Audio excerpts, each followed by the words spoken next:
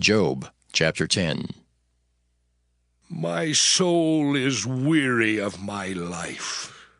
I will leave my complaint upon myself. I will speak in the bitterness of my soul. I will say unto God, do not condemn me. Show me wherefore thou contendest with me. Is it good unto thee that thou shouldest oppress, that thou shouldest despise the work of thine hands, and shine upon the counsel of the wicked? Hast thou eyes of flesh, or seest thou as man seeth? Are thy days as the days of man? Are thy years as man's days? That thou inquirest after mine iniquity, and searchest after my sin? Thou knowest that I am not wicked, and there is none that can deliver out of thine hand. Thine hands have made me, and fashioned me together round about, yet thou dost destroy me. Remember, I beseech thee, that thou hast made me as the clay, and wilt thou bring me into dust again? Hast thou not poured me out as milk, and curdled me like cheese? Thou hast clothed me with skin and flesh, and hast fenced me with bones and sinews.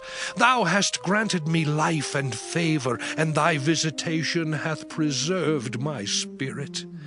And these things hast thou hid in thine heart. I know that this is with thee. If I sin, then thou markest me, and thou wilt not acquit me from mine iniquity. If I be wicked, woe unto me! And if I be righteous, yet will I not lift up my head. I am full of confusion. Therefore see thou mine affliction, for it increaseth.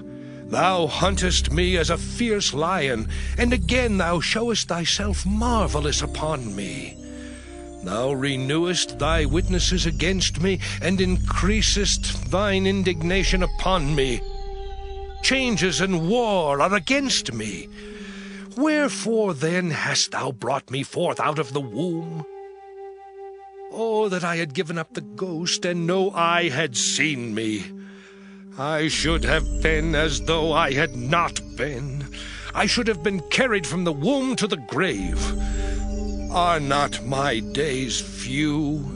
Cease then, and let me alone, that I may take comfort a little before I go whence I shall not return, even to the land of darkness and the shadow of death. A land of darkness as darkness itself, and of the shadow of death without any order, and where the light is as darkness. Now he continues on here in chapter 10. Very frankly, what he's saying is just simply this. Let me read verse 1 of chapter 10. My soul is weary of my life.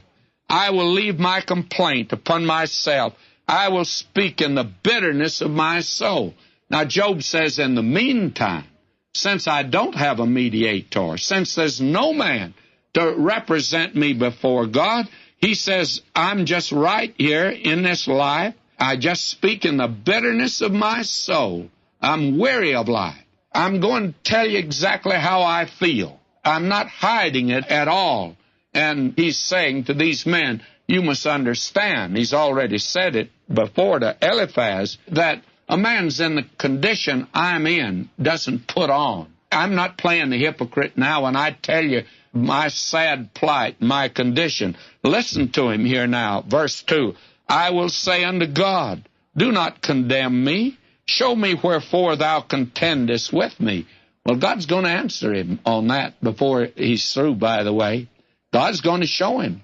And this man's going to find out something about himself, and something that all of us need to find out about ourselves. Verse 3, is it good unto thee that thou shouldst oppress, that thou shouldst despise the work of thine hands, and shine upon the counsel of the wicked? In other words, Job says, I can't understand why I have to suffer so, and there are wicked men that are not suffering. And by the way, that's the problem that confronted David. That's a problem that's confronted me. I have wondered sometimes as a pastor, why does God let certain men, wonderful, godly men, because I've known them, and He's permitted them to suffer? And there have been other godless men, even men in the church, that get by actually with sin. They do for a time at least, but I notice after all it catches up with them. I have observed that if you give God time, He'll deal with them, but it's something that causes you to ask questions, you see. Now, this book faces up to life. It's right down where the rubber meets the road. In fact, in the book of Job, you get right down to the nitty-gritty, my friends. Now, he begins to bewail his condition and recognize his sad plight, and he looks like he's been neglected of God. He says in verse 4, "Hast thou eyes of flesh, or seest thou as a man seeth?" And his whole point is, I believe God just doesn't see me in my real condition. You see, that's another reason that Christ became a man down here. God became a man. Why? So I'd know there's a man today in the glory that knows me. He knows how I feel. There's not a pulsation that ever entered the human breast that Jesus Christ did not feel when He was here on this earth. So He knows how I feel, knows how you feel. And then he goes on here, Job, in verse 5, "Are thy days as the days of man? Are thy years as man's days? That thou inquirest after mine iniquity, and searchest after my sin?" Job is beginning now to defend himself. He's going over on the defense, and he's not willing to admit that there's great sin in his life. And there was, but not what we would label great sin. Listen to him now. "Thou knowest that I'm not wicked, and there's none that can deliver out of thine hand." And Job says, I find myself in a pretty awkward situation. God knows I'm not wicked, and I can't get out of His hand. I'm going through all of this. Why should I go through all of this? Well, here's a man that needed a little humility, and God's going to give him a little humility. And have you ever noticed that humbleness and patience are something that He just doesn't hand out to you on a silver platter with a silver spoon there for you to lap it up? You don't become humble that way. It is a fruit of the Holy Spirit, patience and humility both. But the only way is by experience in this life that you and I can become patient and become humble. And God's going to do both of these things for this man Job. Now, I know that you're going to hear a little bit later over here about the patience of Job. You remember James says, "You've heard of the patience of Job." He also says, "You've seen the end of the Lord, that the Lord's very pitiful and of tender mercy." Now, may I say this, had it just simply been a question of Job's patience, that would have been just something for his self-confidence and his conceit. But the point is this, that actually Job wasn't patient. That broke down, by the way, and he's crying out to God. His patience didn't last. But when you see the end of the Lord, then, my friend, you begin to see God was making him patient. And God was giving him humility, and God does that, you see. Now, this man here says this, and I'm going to have to drop down now to verse 19. He says, "I should have been as though I had not been. I should have been carried from the womb to the grave." Now he's back at the thing that he started out with, and he, by the way, will stay in this position part of the way through this book. During this testing, to him death is something to be desired, and to him death would put him out of his misery. It would get him away from this scene, and he just welcomes it as a sleep, as something that would just put him in a place of unconsciousness.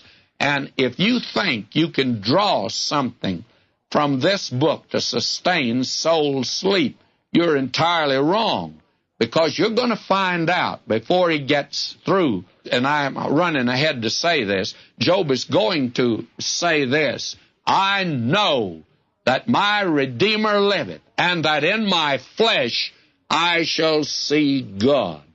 My friend, this book doesn't teach soul sleep at all. But here is a man that's wishing that would happen to him. I wish, he said, I hadn't been born. And that's something that you can wish. Job not only did that, but actually Elijah wished that, and Jonah wished that, but it won't do you a bit of good. Do you know, if you wish you hadn't been born, it won't undo it at all. You've been born. That's really a waste of time. And, by the way, wishing that you were dead won't help either, because no one ever died by wishing they were dead. And I always suspect that 99 out of 100 of us, when we wish we were dead, we don't really mean it.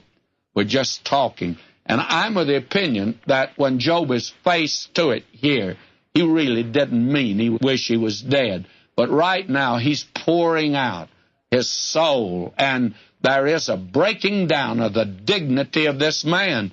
God's going to have to get at a pretty hard heart here. And do you know, a lot of the saints have proud, hard hearts today?